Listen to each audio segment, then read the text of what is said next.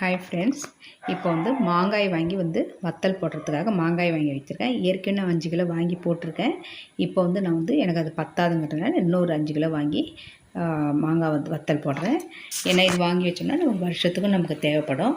இப்போ இந்த மாதிரி ஒட்டுக்காய் வாங்கி நல்லா முத்துனதாக இந்த மாதிரி பழக்காயை வாங்கி போட்டால் தான் நல்லா டேஸ்ட்டாக இருக்கும். இதை மாங்காயை இந்த மாதிரி கட் பண்ணி இந்த மாதிரி நீங்கள் சின்ன சின்னதாக கட் பண்ணிக்கலாம். கட் பண்ணிவிட்டு ஒரு நாள் ஃபுல்லாக வெயிலில் காய போட்டுட்டு மறுநாள் தான் எடுத்து நம்ம இதை வேக வைக்கணும். இப்போ நான் கட் பண்ணிட்டேன்.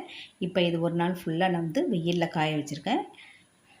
ஏன்னா அப்போ தான் நீங்கள் அடுத்த நாள் எடுத்து மாங்காய் நல்லா வேக வைக்கும்போது கொஞ்சம் கரையாமல் இருக்கும். அதேமாரி கத்திரிக்காயாக இருந்தாலும் வெயிலில் போட்டுட்டு தான் நம்ம வத்தல் போடணும். இப்போ இது நல்லா காஞ்ச பிறகு ஒரு நாள் காஞ்ச பிறகு சாயங்காலமாக எடுத்துகிட்டு வச்சுப்போம். மறுநாள் காலையில் இதை நல்லா அலசிட்டு நல்லா 2-3 தடவை தண்ணி விட்டு நல்லா அலசி எந்த பாத்திரத்தில் நம்ம வேக வைக்க போகிறோமோ அதில் நம்ம எடுத்து போட்டுக்கலாம். பாருங்கள், மாங்காய் இன்றைக்கி ஒரு நாள் போடவும் கொஞ்சம் அப்படியே சுருங்கி வந்துருச்சு. நம்ம வேக வைக்கிறதுக்கு கரெக்டாக இருக்கும். இப்போ இதெல்லாம் எடுத்து கழுவிட்டு 2 பாத்திரத்தில் நான் போட்டுக்கிறேன்.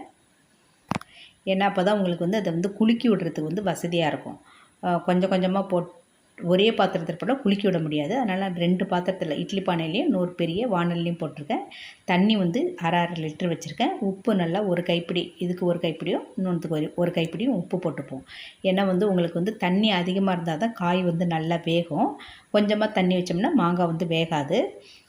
இப்போ ஸ்டவ்வை ஆன் பண்ணிவிட்டு இதை என்ன பண்ணிடுறேன், 2 அடுப்புலேயும் நான் போட்டுடுறேன். நான் நல்லா தண்ணி நல்லா கொதித்த பிறகு மாங்காய் தண்ணி நல்லா கொதித்த பிறகு தீயை மீடியமாக வச்சுங்க. அப்புறம் குறைச்சிக்கிட்டு மாற்றி மாற்றி நீங்கள் வச்சுக்கிட்டு அப்படியே நீங்கள் குலுக்கி விட்டுருங்க. ஒரு பகுதி நல்லா வெந்து வரணும். அதாவது அடிப்பகுதி வெந்த பிறகு குலுக்கி விட்டிங்கன்னா மேல் பகுதி கீழே போய்டும். இந்த மாதிரி நீங்கள் ஒரு 10-15 நிமிஷம் அப்படியே வேகணும். அதனால் நீங்கள் நல்லா குலுக்கி விட்டுருங்க. தண்ணி கொஞ்சம் மட்டும் அதிகமாக இருக்கணும். குறைஞ்சது ஒரு 1/2 லிட்டராவது வச்சுங்க. இப்போ வெந்த மாங்காயெல்லாம் காட்டுறேன் பாருங்கள், நல்லா வெந்து வந்துருச்சு. இதை நம்ம காய வைக்கணும். இதில் நீங்கள் கரண்டிலாம் போட்டு ரொம்ப கிண்டக்கூடாது. கரண்டிலாம் போட்டு கிண்டிங்கன்னா அப்படியே குழ குழன்னு போயிடும். அதனால் நீங்கள் ஒன்று ஒன்றா எடுத்து தான் நம்ம காய வைக்கணும். இதில் அடியில் தண்ணி இருந்ததுன்னா அது தண்ணியை நீங்கள் கொட்டாதீங்க, அப்படியே எடுத்து வச்சுருங்க. அது வீணாக போகாது. உப்பில் போட்டிருக்கிறதுனால மாங்காய் தண்ணிங்கிறதுனால உங்களுக்கு வீணாகாமல் இருக்கும். இதை நீங்கள் என்ன பண்ணுங்கள், நல்லா காய வச்சுட்டு நல்ல வெயிலில் 1 வாரம் வரைக்கும் காய வைக்கணும். காஞ்ச பிறகு நல்லா கலக்கலன்னு வந்துடும். சவுண்டு நல்லா கேட்கும். நல்லா கையால் எடுத்தாவே நல்லா காஞ்சி வந்துடும்.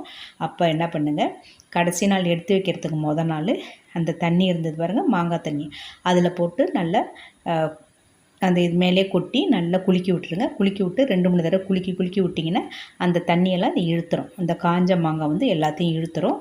அதுக்கு பிறகு என்ன பண்ணுங்கள், ஒரு நாள் நல்லா காய வச்சுருங்க. இப்போ நான் இந்த மாதிரி முறத்துலேயும் இன்னொரு ஷீட்லேயும் போட்டு நல்லா நான் காய வச்சிட்டேன். இது 1 வாரம் வரைக்கும் எனக்கு காஞ்சது. காஞ்ச பிறகு எடுத்து வைக்கிறதுக்கு மாங்காய் நல்லா காஞ்சி எடுத்து வைக்கிறதுக்கு மொதல் நாள் நான் என்ன பண்ணிட்டேன், அந்த தண்ணியில் போட்டு ஒரு நாள் நைட்டு ஃபுல்லாக வச்சுருந்து மறுநாள் காலையில் எடுத்து பார்க்கும்போது அதில் தண்ணியே இல்லை, எல்லாமே இழுத்துருச்சு. அதை கொண்டு போய் ஒரு நாள் காய வச்சு நான் எடுத்து வச்சிட்டேன். நான் இப்போ மாங்காய் காய வச்சதையும் உங்கள்கிட்ட காட்டுறேன் பாருங்கள். நல்லா ஒரு வாரத்தில் நல்லா காஞ்ச பிறகு லாஸ்ட்டாக உள்ள தண்ணி உள்ளே வச்சுருப்போம் பாருங்கள். அந்த தண்ணியில் கொட்டி ஒரு நாள் மூடி வச்ச பிறகு மறுநாள் காய வச்சு எடுத்து வச்சுருக்கேன் மாங்காய். இதை நம்ம இப்போ ஒரு பாட்டிலில் போட்டு ஸ்டோர் பண்ணி வச்சிட்டோம்னா வருஷத்துக்கு எடுத்துக்கலாம். சாம்பார் வைக்கிறதுக்கு ரொம்ப நல்ல டேஸ்ட்டாக இருக்கும். அதோட வத்த குழம்பு வைக்கலாம். இது வருஷத்துக்கு அப்படியே நமக்கு எந்த அளவுக்கு நம்ம வாங்கி போகிறோமோ அந்தளவுக்கு நம்ம இதை யூஸ் பண்ணிக்கலாம். இது கெட்டு போகாமல் இருக்கும். இந்த மாதிரி நீங்கள் செஞ்சு பாருங்கள். இது உங்களுக்கு பிடிச்சிருந்தா லைக் பண்ணுங்கள். Thank you friends.